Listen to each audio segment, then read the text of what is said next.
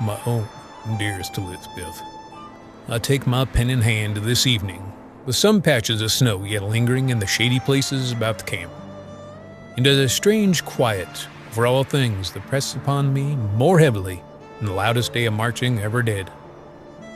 My health is still in a tolerable state, for which I desire to be truly thankful, though I am oftentimes weary in body and in mind.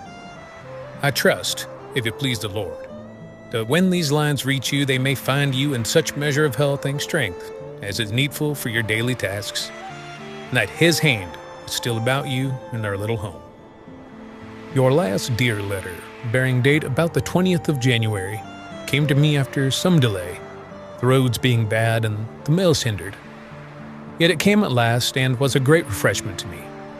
I've read it again and again. You wrote there of that word from the apostle, that greater is He that is in you than he that is in the world. You set down also, cast thy burden upon the Lord, and He shall sustain thee, and that we must not be weary in well-doing, for in due season we shall reap if we faint not. These verses have been much in my mind since I read your lines, and I have found myself repeating them softly. I stand alone upon the watch, and my thoughts grow heavy. You say the mention I made of that Indian word troubled you, that you wished I had never heard it. I am sorry if my writing of it gave you uneasiness, yet I could not well keep back a thing that has lodged itself in my own mind. You wrote wisely that whatever darkness there may be in the world, it cannot move except it be allowed, and that the Lord will not lightly let His own be plucked away. I pray I may hold fast to that, for there are times when I feel that I have only strength enough to lay your letter open before me, and look upon the scriptures you have written there in your own hand. You mention again that little cough, and you pass over it lightly, as if it were not worth a thought. I cannot do so. If it should continue, or if you feel any tightness upon the chest, I beseech you to take counsel with a physician, and not trust it to mere time and patience. There is no shame in seeking help when one is unwell, and I would far rather have you make some small trouble in the matter now than have it grow to greater than one for want of care. Promise me, if you can, that you will speak to some competent person, but does not mend. It would ease me more than you can know. We've had no great movement, nor any pitched battle to tell of since that which I last mentioned by way of rumor. It's now many months since we're in close action, and I thank God for it. Yet the long waiting tries a man in a different fashion.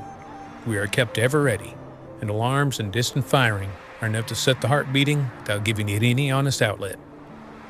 Death comes among us still, whether by sickness or by mishaps that seem small until they prove otherwise. And we have more than once been forced to dig in ground to resist the spade. Besides these, there's that other kind of wasting away, which I have before spoken, which does not show itself at once in the body, yet seems to hollow the man within while he still walks and answers. The man from Company D, of whom I wrote in my last, has not returned. There's been no word of him. No one has seen him come in by road or river, or found any sure trace in the timber. The officers still say, when they speak of it at all, that he is deserted.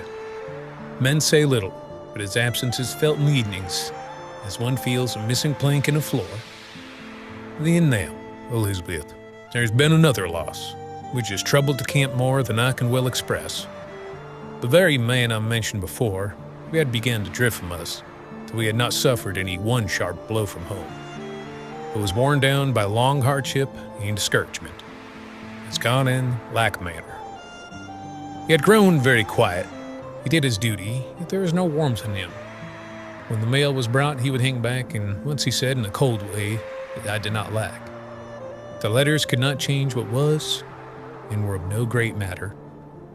I spoke to him afterward and tried to turn his thoughts, but it was as if my words found no hope. Some time ago now, perhaps a fortnight and more, he was placed upon the outer line with another man from a different company, one I did not know well. The night was clear at first, and later a thin mist came up low upon the ground, so that the timber looked like a dark wall set close against us. In the morning, when the relief went out, both their places were found empty. Of the second man I can say little. for he was not of our mess, and I knew him only by sight. Of the first, I can say with sorrow that his musket also was left behind, and that his tracks, like the others, went a little way toward the woods and then were lost. Search was made that day and again after, so far as prudence would allow, and the officers were angry and spoke of punishment if the men were taken. Yet there was nothing to seize upon, only empty ground and the same dark line of trees. This is a strange thing, my dear one, when a man goes off without blanket or coat, leaving his weapon as if it were of no use to him. It looks less like planning than like yielding. Since then, the matter has lain on the camp like a weight, and men speak of it only in low tones. Seems these things, a change has come over the camp. Men who were once free of tongue watch one another now, not in unkindness, but with a grave care. If a fellow sits long by himself, someone will go and speak to him. If a man stands beyond the firelight, another will call him back, as if it were no longer wise to linger where the dark begins. There is still some mirth among the young, and I do not grudge it. Yet it dies sooner than it once did, and talk falls off into silences where each seems to listen. What it is we listen for, I cannot say. Perhaps it is only fear working upon weary minds, yet I cannot help but think that sorrow, when it is shut up and nursed in secret, becomes like a weight that does not crush at once, sinks a man little by little, till he no longer cares whether he stands or falls. Caleb bears himself, upon the whole, as well as could be expected. Yet I cannot deny that the burden grows heavier upon him. He still does his duty faithfully, and when we are together, he can speak of Joshua without bitterness. There are even times when he'll say some word that makes me smile in spite of myself. Not long since, as we were mending our gear, he spoke of the way he used to scold us for tracking mud into your mother's kitchen. He imitated her voice so drolly that I could almost see her standing there with her hands upon her hips. For a little while, we laughed like bullets again, and I thanked God for it. And yet, there are other times when he falls into long silences. More than once he has begun to tell some small thing of our boyhood, and then broken off, as if the thread had slipped from his mind. When I prompt him, he looks at me as one roused from sleep, and says he has forgotten what he meant to say. Told me also that he has not written to his mother in some weeks. When I urged him to send her a few lines and offered to sit by him while he did so, he promised he would. Yet the days pass, and I have not seen him take up his pen. I must tell you of a strange thing that befell me myself, not meaning that to go. I do not wish to make more of it than it deserves, for I know the mind of a tired man may be strangely moved. Yet it is cruel to me. I was upon the Salem watch in the dead of the night. The sky was clear, and there was a little moon, so that the snow in the hollow showed pale, and trees stood black against it. For a time, all was as usual. But then it seemed to me as if the common sounds of our little camp grew thin, as if they were far off, and there was a stillness close about me that made my own breathing sound loud. The line of trees beyond the tents looked nearer than before, and darkness under them seemed deeper than it ought to be. I felt such a heaviness come over my spirit as I do not well know how to describe. It's not fear of any plain danger, but the great weariness that urged me to sit down where I was, leave my musket by, and let what would become of me. And they had been but a few breaths. At length, by God's mercy, the words you wrote came up in my mind. Greater is he that is in you than he that is in the world.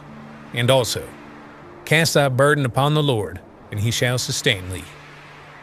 I began to repeat them softly, and to call upon the Lord to keep me from that heaviness which makes a man as one already dead. Little by little, the strange weight lifted. The trees took on their former look. I do not say that there was anything more in it than weakness under long strain.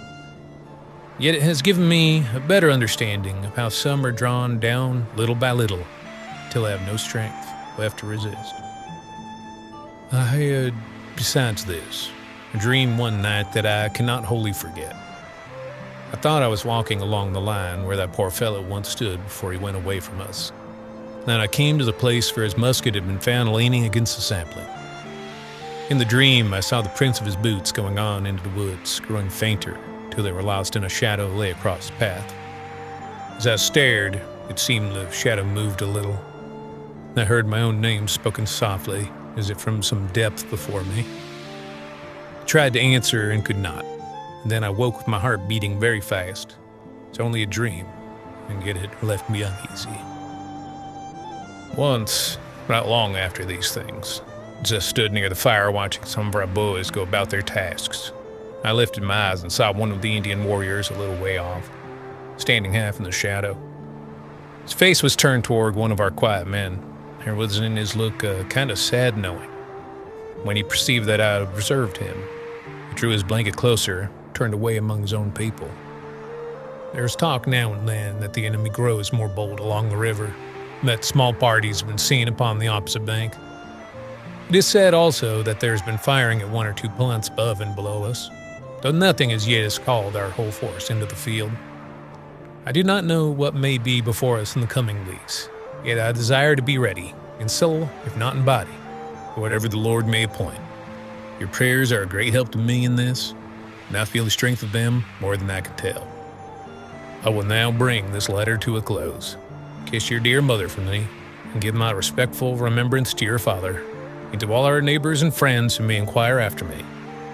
Tell them that I strive still to bear myself as becomes a man and a Christian, and that, though many things press heavily upon us, I do not think the Lord has forgotten us.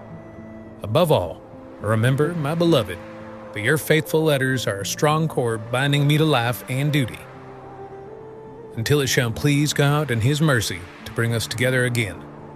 I remain your true and affectionate husband, Nathaniel.